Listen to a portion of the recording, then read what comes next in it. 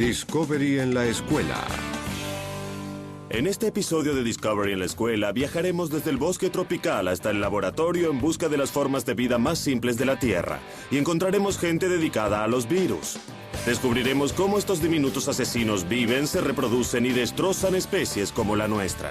Veremos cómo los científicos proponen defender la humanidad de futuras epidemias. Y observaremos las preguntas, actividades y recursos luego de cada segmento.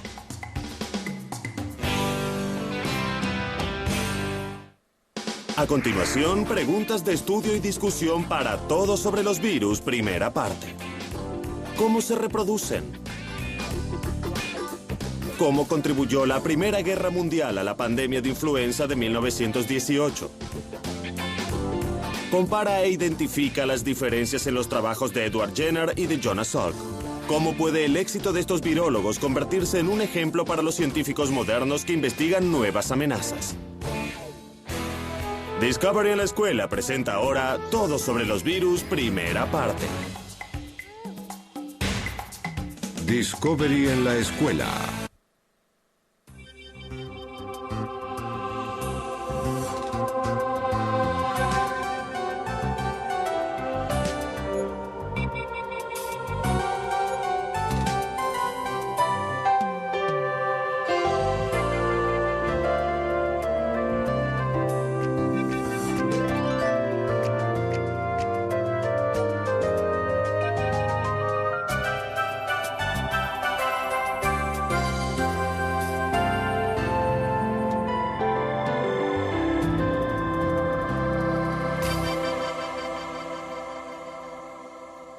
Todo sobre los virus.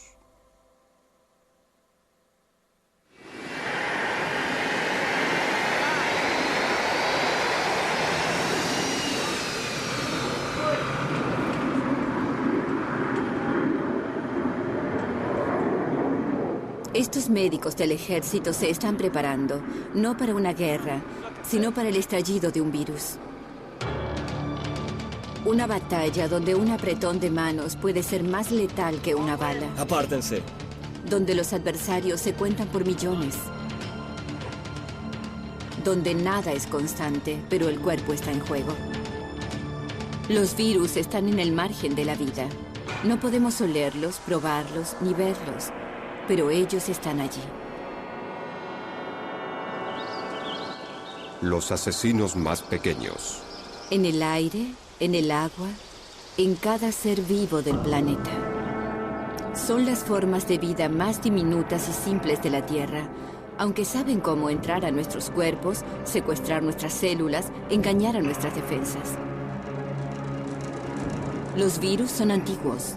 Algunos creen que más antiguos que otras formas de vida. Y son pacientes. Sin una célula viva para invadir, esperan en una forma cristalina en algún lugar entre la vida y la muerte. Algunos pueden esperar siglos. Su única meta es reproducirse. Los virus son todo voluntad. Cuando los virus están en el medio ambiente, son básicamente fragmentos de información genética envueltos en un código de proteínas u otra protección, vulnerables a todos los elementos en general, y a la espera del próximo ser vivo en el que puedan crecer para extenderse, infectarlo y propagarse. Es una forma de vida que no puede subsistir. No tiene la maquinaria para vivir. Solo puede hacerlo invadiendo y utilizando otra célula para cumplir su propósito. Y cuando utiliza células humanas, somos derrotados. Las enfermedades provocadas por los virus son una fuerza tan poderosa en la historia de la humanidad como la guerra y los desastres naturales. En el siglo XV, los italianos la llamaron influenza porque creían que era provocada por la influencia de estrellas y planetas. La viruela apareció por primera vez en la literatura china hace 3000 años. Ha sido extinguida. Hay 7 clases diferentes de herpes. Una es la varicela. Lo más probable es que tengas herpes ahora. Al kuru se lo encuentra solo en tribus caníbales de Nueva Guinea. Se transmite al comer cerebro humano. Puedes sentir que tus resfríos son iguales, pero no es así. Hay cientos de clases de virus de resfríos. En tu vida quizás contraigas al menos 50. Y la lista continúa. Tan común como un resfrío, tan mortal como el SIDA. Los virus son el origen de muchas desgracias. Hay virus que se contagian en la oficina y otros que los niños traen al hogar desde la escuela que causan enfermedades menores. No diagnosticamos virus específicamente. Entonces, a menudo, los pasamos por alto y no les prestamos la atención que deberíamos. Siempre ha sido difícil identificar un virus. Los más poderosos microscopios solo pueden aumentar objetos hasta 2000 veces su tamaño. Revelan un mundo acuoso de bacterias y criaturas unicelulares, alimentándose, moviéndose, multiplicándose. Lo que no podían ver era el fantasma que destruía células con una magnífica eficiencia.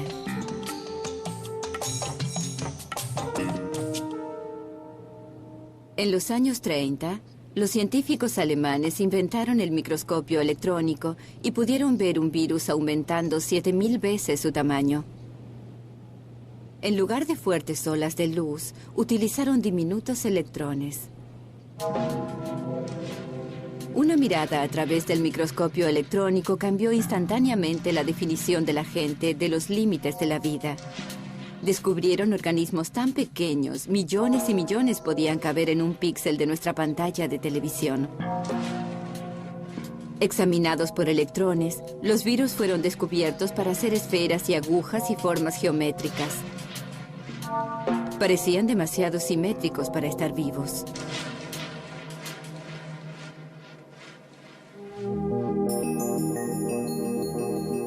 En las pantallas de las computadoras actuales, los virus parecen adornos de un árbol de Navidad marciano.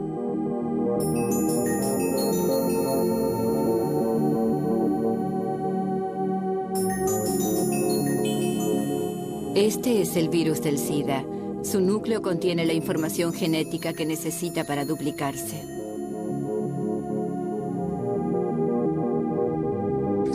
Es un envase de ácido nucleico, de material genético, envuelto en un paquete de proteínas que le permite utilizar una célula para su duplicación. Porque no puede funcionar independientemente, no puede multiplicarse independientemente. Los genes están protegidos por una cubierta delgada. La cubierta está sellada con moléculas que le permiten entrar en una célula y continuar su trabajo adentro. Hay ciertos mecanismos receptores que vienen juntos, se unen. No atacan, se unen. Se incorporan y utilizan el mecanismo celular para su propia multiplicación. Actúa como un parásito. Utiliza estos sistemas organizados para su supervivencia. La célula blanco no tiene que ser humana, ni siquiera animal. El virus del tulipán ha sido usado desde el siglo XVI para provocar la variación del color en tulipanes decorativos. Nada es demasiado pequeño para un virus. Entonces, los naturalistas observan una pulga. Tiene pulgas más pequeñas que la hacen su víctima, y estas tienen pulgas más pequeñas que las muerden, y así hasta el infinito. Sí, hasta los gérmenes pueden contraer gérmenes. Un ejemplo, el bacteriófago T4, un virus que ataca a las bacterias. Se deposita, se acopla y empuja su ADN a través de la membrana celular. Una vez adentro, el ADN viral asalta a la célula y la fuerza a producir más virus. En minutos, la célula hinchada explota, liberando cientos de nuevos virus para infectar a otras células. En tiempos antiguos, la gente no conocía los virus y tampoco sabía que la última cosa que harían sería enfermarse.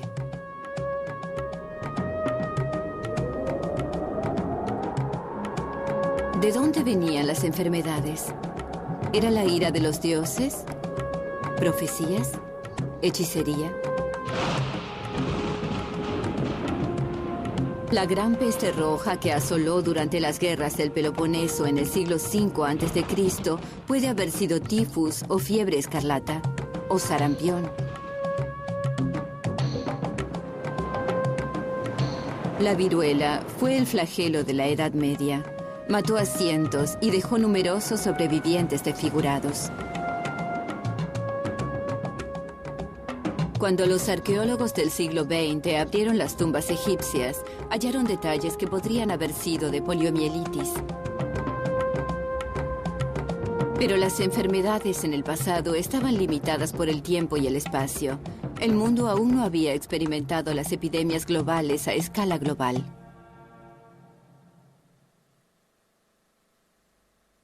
Pandemia.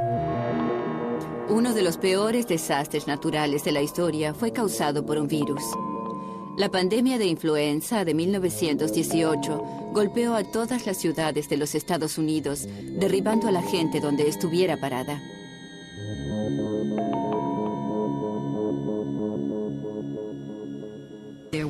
Había al menos 20 millones de personas muertas en todo el mundo. Y es probablemente la peor pandemia que el mundo haya conocido. Había más gente muerta por influenza que en la Primera Guerra Mundial.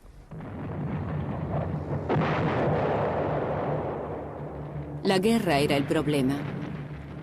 Si no hubiera habido guerra, la cepa de ese año hubiera permanecido aislada. Pero cuando los aliados se encontraron en el norte de Francia para combatir con el enemigo, intercambiaron una cepa letal de influenza. Así comenzó. Fue de Francia a los Estados Unidos y se diseminó desde Boston. En Fort Devens, Massachusetts, un caso de influenza originó 6.000 casos entre el 1 y el 18 de septiembre. Solo le tomó 17 días. La India perdió casi un 4% de su población.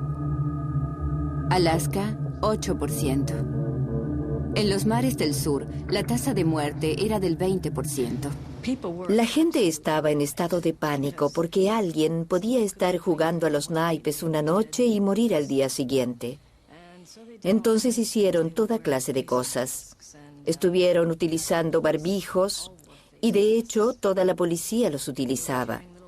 Llevaban pequeñas bolsas con ajo y cebolla. Ellos pensaban que los protegería de la influenza. No tenían idea de que estaban dejando expuesto el lugar por el que la gripe entra al cuerpo, la nariz.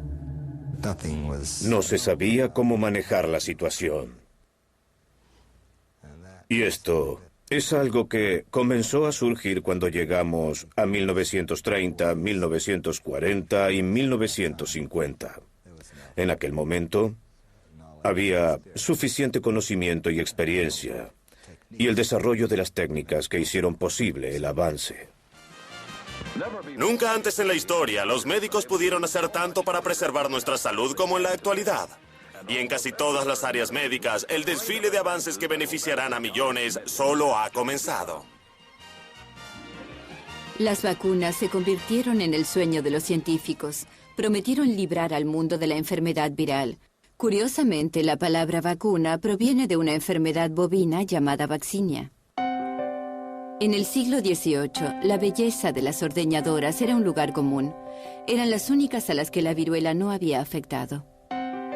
Un médico rural inglés llamado Edward Jenner observó que un sorprendente número de ordeñadoras había contraído una enfermedad benigna semejante al sarampión, conocida como vaccinia. Jenner extrajo el virus de ampollas e infectó a un niño, su hijo. Luego inoculó al muchacho con el virus vivo de la viruela. Era riesgoso, pero funcionó. La inyección inicial de vaccinia le provocó una dolencia benigna, pero su cuerpo desarrolló una inmunidad para ambas enfermedades. A través de los años hemos evolucionado en nuestros mecanismos de defensa. Sabemos que este es el sistema inmunológico, que es un sistema muy complejo que contiene diferentes clases de células y funciones, cuyo propósito principal es reconocer el cuerpo extraño e intentar eliminarlo. El sistema inmunológico tiene 3 funciones principales que se llevan a cabo en nuestro cuerpo en este momento. Los anticuerpos son proteínas que se unen a la superficie de un virus, debilitándolo hasta la muerte. Las células blancas del cuerpo se mueven para destruir las células infectadas por el virus. Una vez que has sido infectado por un virus, la memoria de las células lo reconoce inmediatamente si entra al cuerpo nuevamente. Por eso las vacunas son tan efectivas. El cuerpo recuerda la apariencia del virus falso, por eso puede protegerse cuando aparece el virus real.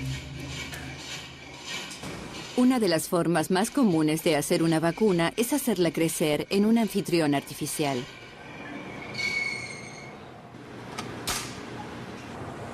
Los embriones de pollo son utilizados para desarrollar virus humanos como fiebre amarilla, sarampión, parotiditis e influenza. La influenza ha sido desarrollada en huevos durante muchos años. Es nuestra manera de producir virus. También pueden desarrollarse en tejidos de cultivo, crecen muy bien. Pero no podemos producir suficiente tejido para hacer las grandes dosis requeridas para uso industrial. Todos los años, el virus de la gripe se inyecta en huevos. Después de varias transferencias de huevo a huevo, el virus se habrá adaptado mejor a crecer en células de pollo que en células humanas. Cuando se inyecta en un humano, es como el enemigo que causa la inmunidad, pero no es lo suficientemente fuerte para provocar una enfermedad.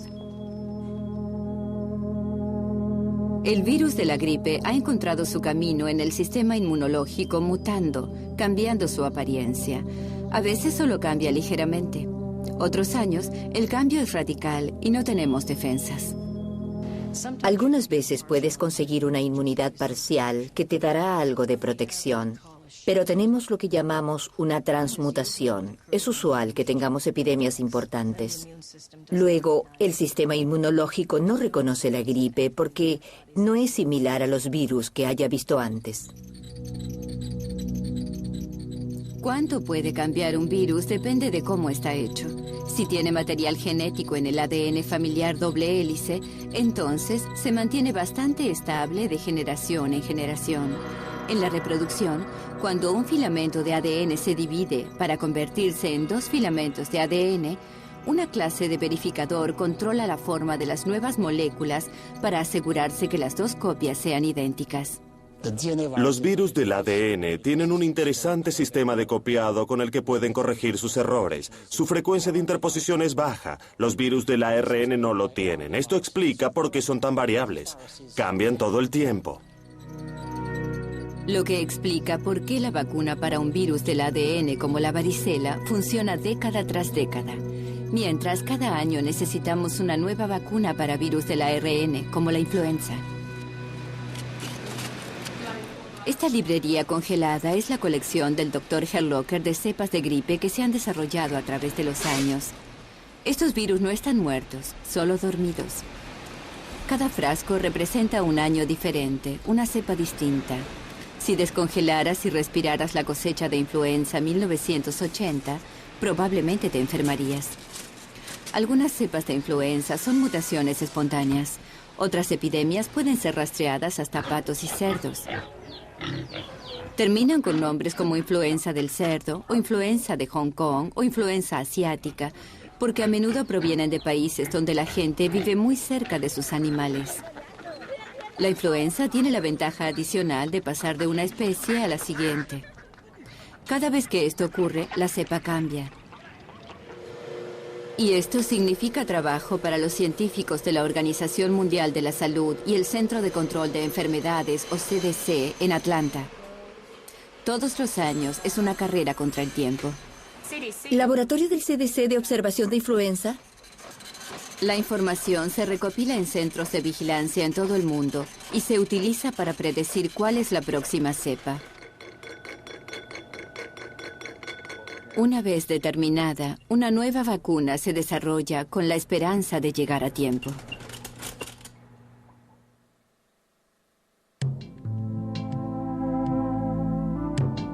El pánico de la poliomielitis. Es difícil imaginar un mundo sin vacunas para enfermedades como la influenza, viruela o polio. En la primera mitad de este siglo, la gente entraba en pánico cuando los niños contraían fiebre y dolores musculares. Podía no ser nada. Podía terminar con los niños pasando sus días en un cilindro presurizado, al cual todos llamaban el pulmón de acero.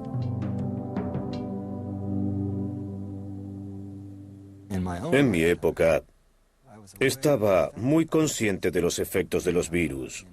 En 1916, por ejemplo, 2 años antes de mi nacimiento, hubo una epidemia de poliomielitis severa en los Estados Unidos, sobre todo en Nueva York. Y luego, nuevamente en 1918-1919, tuvimos una epidemia de influenza grave. Y en ambos casos el efecto fue devastador. Por supuesto, yo era muy joven para entender el significado, pero recuerdo los cuerpos retorcidos y los ataúdes.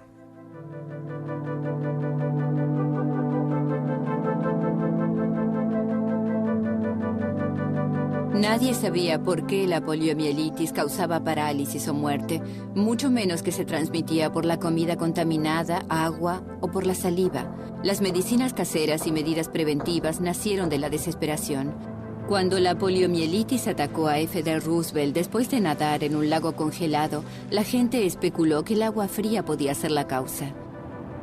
A fines de 1940, el joven Jonas Salk estaba en camino de convertirse en el héroe de los padres del mundo moderno. Dediqué toda mi vida a ser médico. Ese es el camino que elegí para practicar la medicina. Y ese ha sido el sentido de mi vida. Tratar de evitar la enfermedad, sanar o curar de alguna manera. Científicos de Harvard encontraron la manera de reproducir el virus de la polio y Salk tuvo la materia prima que necesitaba para desarrollar una vacuna. Mi hipótesis era que se podía lograr la inmunización contra una enfermedad viral sin experimentar infección. Hasta entonces se creía que uno tenía que experimentar la infección como en el caso de la viruela, la rabia y gran cantidad de virus. En este laboratorio de la Universidad de Pittsburgh, Salk destruyó el virus de la polio con formaldehído para evitar que causara la enfermedad. En 1955, luego de probarlo en él, comenzó a inocular niños. El virus muerto alertaba a sus sistemas inmunológicos sin enfermarlos. Fue una de las mayores noticias en la historia de la medicina. En los Estados Unidos, 2 generaciones crecieron sin conocer la angustia de la enfermedad. Son gajes del oficio, como suele decirse. Y fue apreciado, especialmente por sus padres, para quienes el miedo había desaparecido.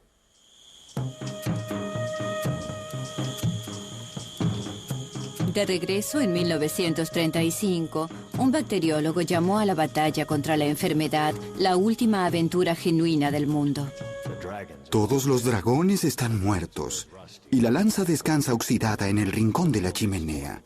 La única propuesta deportiva que permanece es la guerra contra estas feroces criaturas que están al acecho en los rincones oscuros y merodean entre los cuerpos de ratas, que vuelan y reptan con los insectos y acechan nuestra comida y bebida y hasta en nuestro amor.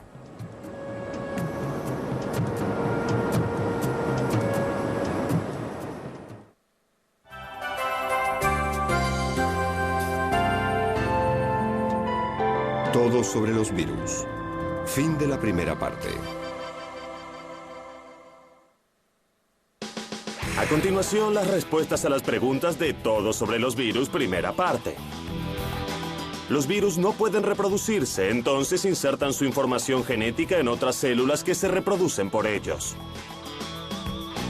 Durante la Primera Guerra Mundial, gente de varios países hizo contacto cercano. Esto permitió que una cepa de influenza se diseminara alrededor del mundo en una tasa sin precedentes. Realiza esta actividad en tu clase. Dibuja e identifica un diagrama de una célula animal y un virus. Luego haz una lista de todas las semejanzas y diferencias entre ambas. ¿Por qué se considera que el virus existe entre la vida y la muerte? Para aprender más, Discovery en la Escuela te sugiere visitar la siguiente dirección en Internet. Pídele a tu bibliotecario que te ayude a explorar los diferentes recursos que tu biblioteca tiene para ofrecerte.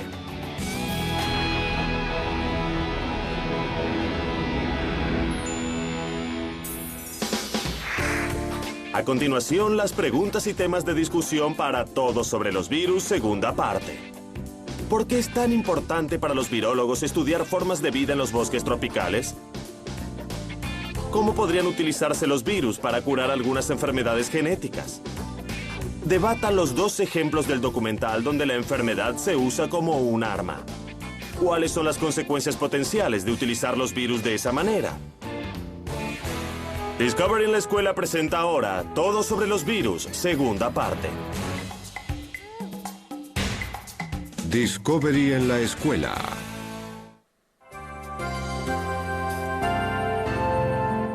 Todo sobre los virus, segunda parte.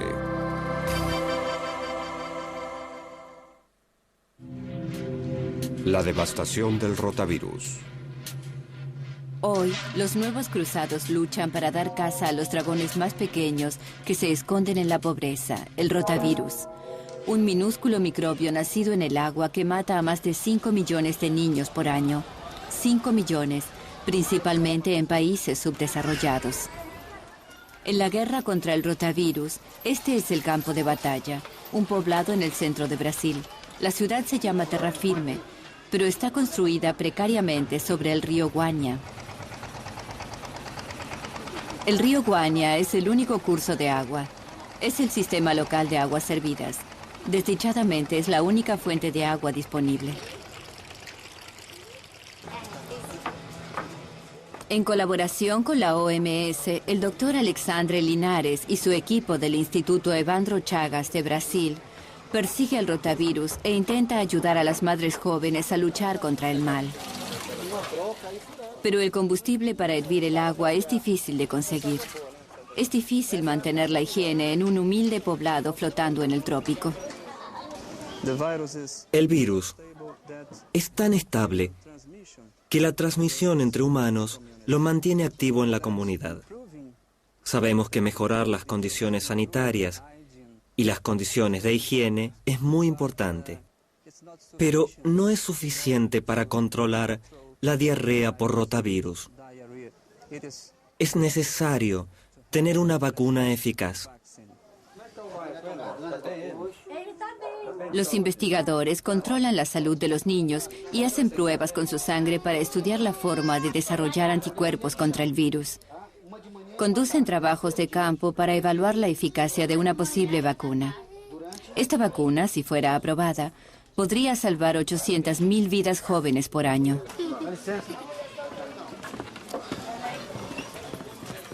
Requeriría una inmunización a gran escala, área en la que la OMS tiene probada experiencia. La muerte de una enfermedad. En 1967, decidieron exterminar una enfermedad, la viruela. Nunca antes habíamos extinguido una infección. Con la viruela fue la primera vez que todo el mundo se unió y decidió que, ya que llevamos algunas especies a la extinción, podíamos hacerlo por una buena causa para variar. Equipos internacionales de médicos y enfermeras fueron